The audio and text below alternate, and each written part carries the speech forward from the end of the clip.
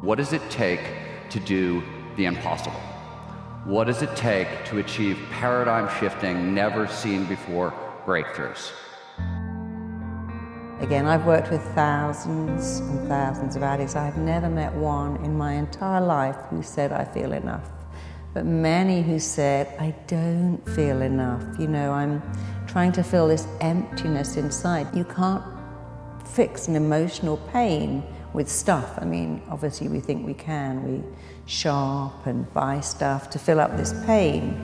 But it doesn't work. You have to recognize that what lies beneath self-hatred, self-sabotage, procrastination, and so many more things is this inner feeling, I'm not enough. Because if you got $1 billion and every day you live pissed off and frustrated, the quality of your life is called pissed off and frustrated. But if you have nothing, but you're euphorically grateful for whatever you have, you're the richest person that you're going to know. It is a state of consciousness known to researchers as flow. Now, you may know flow by other names, right? You may call it runner's high or being in the zone. If you happen to play basketball, you might call it being unconscious. If you're a beatnik jazz musician, you're being in the pocket. If you do stand-up comedy, you're in the forever box. Flow is a technical term. As I mentioned earlier, it is technically defined as an optimal state of consciousness, one where we feel our best and we perform our best. Who's counting on you to be at your best today? Like, who's watching you all the time that you need to be able to be a good role model for? So you could go there and introduce a little bit of pain if that pain serves you to be able to level up your life, right? And you use it intelligently. The repetition of thinking and feeling and thinking caused me to feel guilt, and I don't even know it's guilt, it just feels like me. It's just, I'm used to the same chemical continuity. Now, the moment they decided to change, anytime you decide to change and change anything about yourself, get ready, because it's going to feel uncomfortable. You're going to leave the known, you're going to leave the familiar, and you're going to step into the unknown.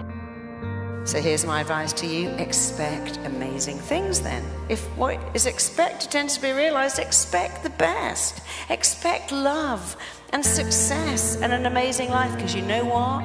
It will probably be realized really fast if you expect it. When you start seeing that somebody else can do it, and you see they really did, you start to believe, you start to get certain. And then the fourth thing I tell people is it's massive action and constantly change your approach, and then it's find somebody worse off than you are and help them. Because when you do that, it gets you out of yourself. When I'm at my best, I'm in this state, and every idea, every action, every decision flows seamlessly, perfectly, effortlessly from the last. So flow is actually a phenomenological description. It's how the state makes us feel. Some people are super happy being unhappy. So then they would rather cling to their suffering than take a chance in possibility. So these people said, I really have nothing to lose, right? So then they said, I'm willing to be uncomfortable and be in the unknown. And it turns out that's the perfect place to create from. So when the body is conditioned to become the mind, then to change is to be greater than the body. You know, Shakespeare said, from pain comes art. And it is true that people who've had a blissful life can't write about pain. It's not your connections and network. It's not your education levels. Everybody has different, right? External. But the one thing that is constant is we all have what? 24 hours in a day. And so if you had, imagine every single morning your bank account, you all automatically, every morning when you wake up, there's extra $86,400 in there. And here's the thing, at midnight, whatever you didn't invest and use is gone. And that's how I look at time. We all have 4 aspirations our whole life. Our being goals, like who we want to be as a person and our desire to be congruent with that. Our relating goals, how we want to treat other people and show up with other people. Our creation goals, the things that we want to create, the things that we want to contribute, like I want to do something. And then our growth goals, how we want to grow along the way. We all have degrees of pain. We get rejected, we get dumped, we get hurt, but you're supposed to get over the pain. Human beings are incredibly resilient and we are wired to recover from pain. Right? We have 86,400 seconds in a day, and whatever you're not investing in it, into something for your happiness, for your health, for something that's going to outlast you, then we lose it every single day. Nobody changes until they change their energy. And when you change your energy, you change your life.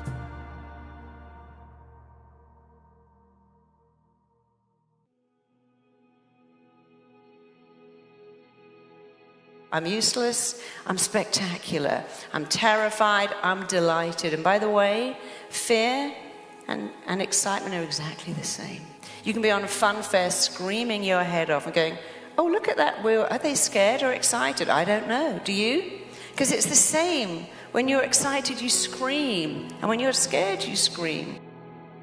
You think about most of your fears, most of your anxieties. Very few of them are in the right here, right now.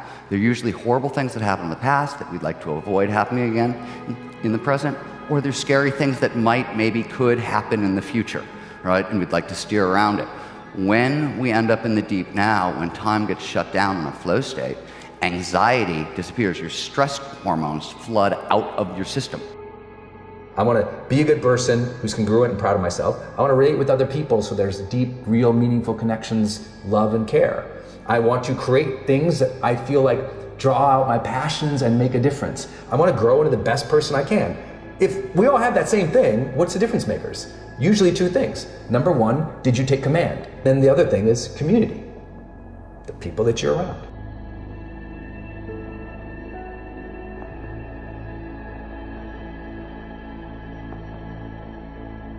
The inner event is an experience. An experience enriches the brain. We don't see things how they are. We see things how we are.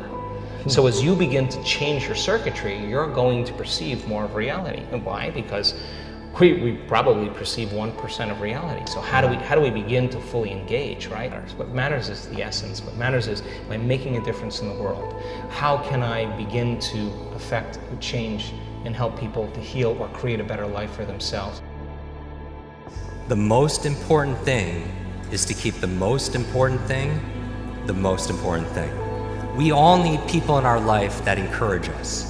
We all need people in life that challenge us. We all need people in life that cheerlead for us, that help encourage us, that give us courage, right? And if you haven't found that person, be that person. Be that person for somebody else. Especially, be that person for yourself. Is when you say, I could never do that again, it would kill me to do that again. I'd rather die than do that again. Now our mind is very certain we must not go through that again. And it allows us to hold back and live a very limiting life because we told it something utterly untrue. You can go through anything. If it doesn't kill you, it'll make you stronger. The internal mayhem of the self-doubt, the fear, the frustration, the lack of motivation and discipline that just upsets us that we all have. But the real mayhem that really messes up people in the influencer space is the relationship mayhem. Right? You have to believe you are capable of achieving the impossible before you can actually achieve the impossible. There's just no other way around it. Ask yourself, what kinds of impossible grand challenges would you guys go after? Would you solve in your own life? Would you try to solve in the world? If you could be 500% more productive, if you could be 600% more creative, if you could cut learning times in half. This is exactly what is available to each and every one of you today. You take your attention off your body and you go from somebody to nobody. You take your attention off the people in your life and go from who you identify with, from someone to no one. And so many people spend their whole life building an identity of being someone. And take your attention off time, linear, thinking about the predictable future or the familiar past, and fall into the generous present moment and go from some time to no time. Then all you're left with is consciousness.